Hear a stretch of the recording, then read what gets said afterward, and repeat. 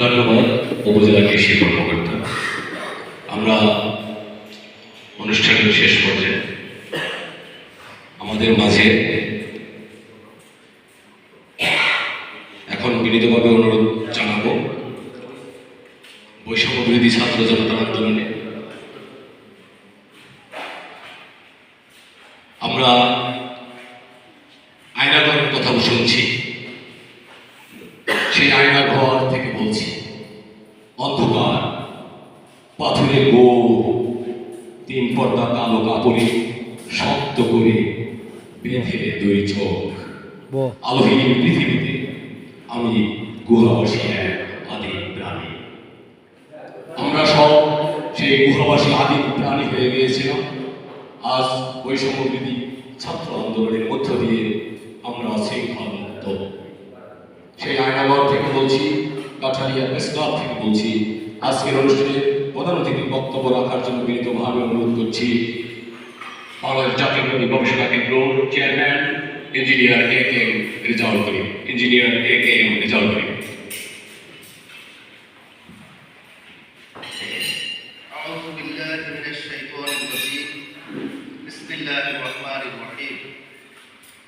আজকের এই অনুষ্ঠানের প্রধান অতিথি হচ্ছে এই শহীদ পরিবারের সম্মানিত শহীদ পরিবারের পিতা মাতা এবং একজন শহীদের স্ত্রীও এখানে আছে।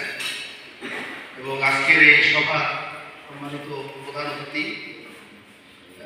মাননীয় সহকারী কমিশনার কবি জনাব সমীর দাস।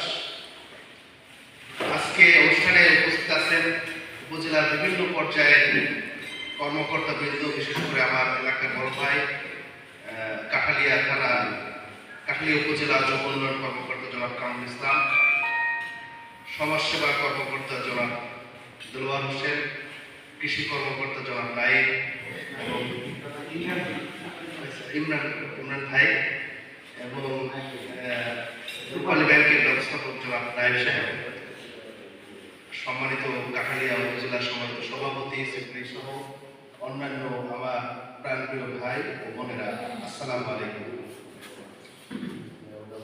আমি প্রথমেই মহান আল্লাহ রাব্বুল আলামিনের শুকরিয়া আদায় করছি যে আজকে স্বাধীনতার 4 মাস পরে আমরা শহীদ পরিবারদের সঙ্গে মিলিত হওয়ার সুযোগ পেয়েছি এবং কাঠালিয়া প্রেস ক্লাব মেহরবানি করে এই সুযোগটি করে দিয়েছেন এবং শহীদ পরিবারের সম্মানিত পিতা মাতা এবং তার পরিবারের অন্যান্য সদস্যরা মেহরবানি করে এই কষ্ট করে এই কাঠালিয়া উপজেলায় সমবেত হয়েছেন। ওনাদেরকে আমার অন্তরের অন্তঃস্থল থেকে কৃতজ্ঞতা জানাচ্ছি। আপনারা জানেন 1971 সালের স্বাধীনতা যুদ্ধ এবং 2024 সালের স্বাধীনতা যুদ্ধে একটি মৌলিক মিল হচ্ছে গণতন্ত্রায়ন এবং সুশাসনের অভাব। 71 সালেও আমরা যুদ্ধ করেছিলাম বা আমাদের পূর্বপুরুষরা যুদ্ধ করেছিল পূর্ব পাকিস্তানের অগণতান্ত্রিক শক্তির বিরুদ্ধে। যখন একটি গণতান্ত্রিকভাবে নির্বাচিত দলকে ক্ষমতা থেকে দূরে সরে রাখার প্রয়াস ছিল এবং বিভিন্নভাবে যারা এই পূর্ব পাকিস্তানের জনগণ বৈষম্যের শিকার হয়েছিল, ঠিক তখনই স্বাধীনতা যুদ্ধের মাধ্যমে আমরা এই দেশকে স্বাধীন করেছি। আপনারা জানেন যে অত্যন্ত দুঃখজনকভাবে 2024 সালের এই জুলাই মাসে এবং জুলাই আগস্টে একটি বর্বরচিত গণহত্যা হয়েছে, একটি বর্বরচিত হামলা হয়েছে আমার দেশের আপামর জনসাধারণের উপর। শুধু ছাত্র নয়, এই ছাত্রদের পিছনে ছিল আমাদের জনগণ, আমাদের রিক্সা শ্রমিক ভাইয়েরা, আমাদের মা, আমাদের বোনেরা, আমাদের সন্তানেরা। আপনারা জানেন যে এই যুদ্ধে আপনার যুদ্ধ শিশু পর্যন্ত শাহাদাত বরণ করেছে। আপনারা জানেন যে 111 এর মাধ্যমে যখন একটি সামরিক ব্যাকআপে একটি সরকার গঠিত হয়েছিল, আসলে ঠিক তখন থেকেই বাংলাদেশে সংবাদপত্রের স্বাধীনতা বা মানুষের গণতান্ত্রিক অধিকার ছিল না। তারপরও একটি নির্বাচনের মাধ্যমে আপনারা জানেন যে একটি সরকার ক্ষমতায় আসলো, আসার পর থেকে তারা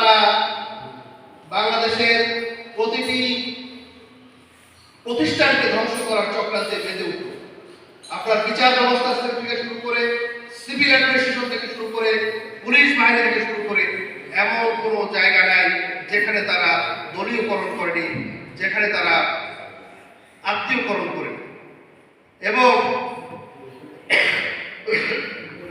শুধু তাই নয়, দুর্নীতির পাহাড় সহ দুর্নীতি করে তারা সম্পদ বিদেশে পাচার করেছে এবং আজকে দেশকে একটি দেউলিয়া দেশে পরিণত করেছে।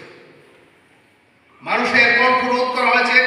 আমরা 72 সাল থেকে 75 সাল থেকে যেরকম দেখেছি যে একদলীয় শাসন ব্যবস্থা, বাকশালী শাসন ব্যবস্থা, 74-এর দুর্ভিক্ষ, সকল গণতান্ত্রিক শক্তিকে হত্যা কণ্ঠ রোধ করা, আপনার 30,000 রাজনৈতিক নেতাকর্মীকে সেই আমলে হত্যা করা হয়েছিল।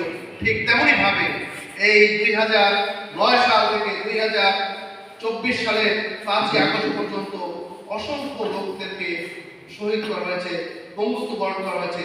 আমার ভাই আয়নাঘরের কথা বলেছেন, কত লোক আয়নাঘর থেকে, বেশিরভাগ লোক আয়নাঘর থেকে ফিরে আসতে পারেনি, যারা ফিরে এসেছে দেশ থেকে পালিয়ে গিয়েছে।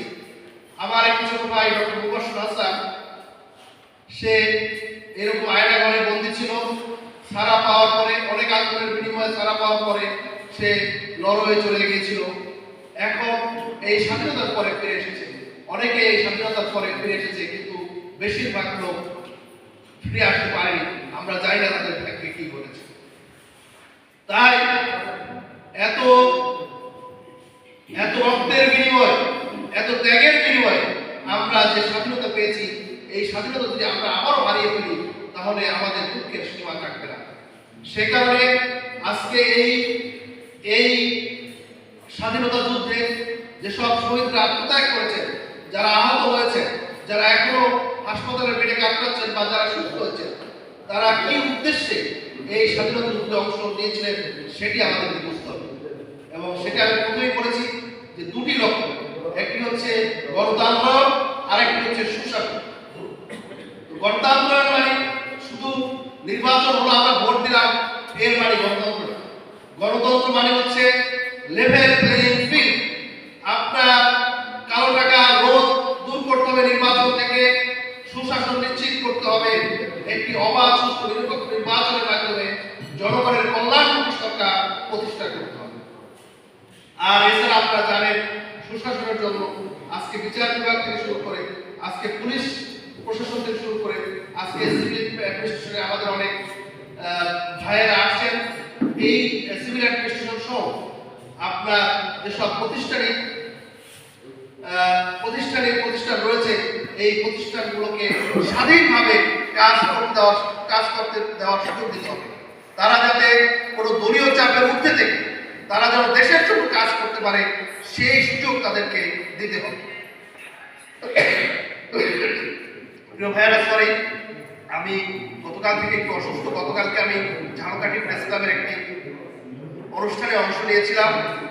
সেখানে আমি বলেছি যে আপনার এই যে প্রেস ক্লাব সাংবাদিক বৃন্দ, আজকে যদি তারা লেখার স্বাধীনতা না পান, আর তারা স্বাধীনভাবে লিখতে চাইলেন, পত্রিকাগুলো ছাপল না, তাহলে কিভাবে মত প্রকাশের স্বাধীনতা প্রতিষ্ঠিত হবে?